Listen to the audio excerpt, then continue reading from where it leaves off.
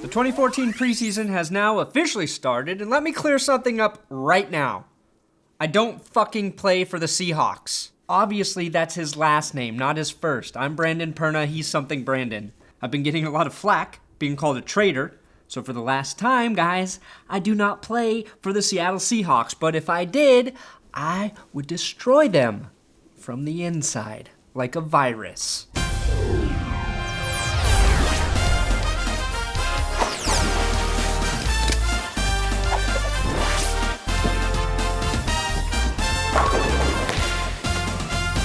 I know this is a preseason game, but I've got a lot to talk about. So this will run long, but stick with me. It'll be worth it, I promise. That's actually the same thing I say before intercourse. Let's start with the good.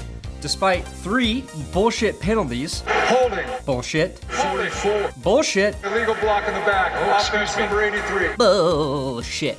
Welker as he comes in at the top of your screen. I don't know. Was that that wasn't a lot right there. No, it sure wasn't. The Broncos' starting offense was in rhythm. They looked crisp, and it felt like they picked up right where they left off last year. Well, not right where they left off. Like if they would have left off at the AFC Championship game. The Peyton Manning to Demarcus Thomas connection is in full service. Manny Ramirez embraced his new role as first down pusher. And this play scared the piss out of me. Can we please stay the fuck away from Peyton Manning's knees? And the second drive concluded like this. Manning lasered another pass through a tiny window into Demarcus Thomas's hands. Andre Caldwell gets into the action, taking the ball down to the 2-yard line. Then Manning fumbles, shakes off the Super Bowl demons, picks it up, and completes a pass to Wes Welker. He didn't score on that play, but we finished strong with a 1-yard Ronnie Hillman touchdown run. Then the Seattle Seahawks let their true colors show. What color is that? The color of cheating bitch, the newest in the Crayola series. They were called for trying to rip the head off of our best receiver. Hey, Seattle, Demarcus Thomas kind of needs his head. Could you please leave it on? Fucking cheaters. It's okay, it was just one play. Wait, no, it wasn't. Because on the next fucking play, they were called for taunting. Who taunts on a touchback? And I can't remember the last time I've seen a player so stupid that he got himself ejected from a preseason game. Who's the idiot I'm referring to? Seattle's Thorold Simon. Simon says, get the fuck off the field. Oh man, I got him. Oops. How did beer get in here? I don't know. On the defensive side, the new dudes, Demarcus Ware and TJ Ward, were involved in the first 2 plays.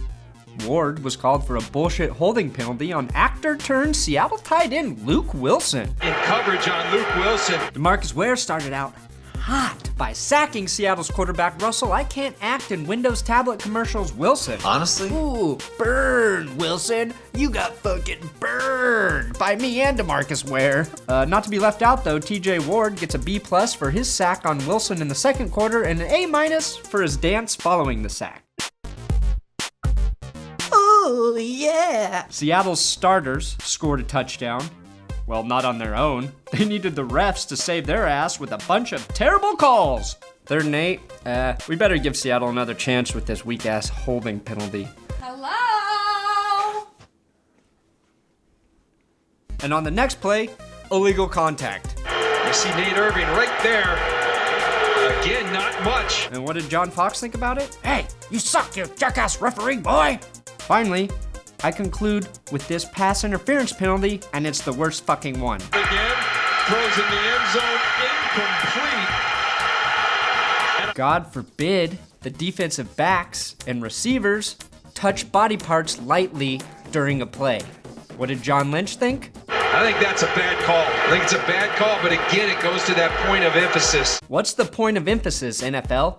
Are you emphasizing that we should no longer expect to see defenses play football during football games? And if you want to hear me rant about rule changes and Roger Goodell for 10 minutes or so, click here. Watch the exclusive video. It's worth every second of your time. All right, I'm done. I'm done bitching. Here's something you'll see less frequently than a smile on Kristen Stewart's face. That's right, a black guy with the tan line. Like everyone who bleeds blue and orange, I am very excited to see Juwan Thompson get more carries.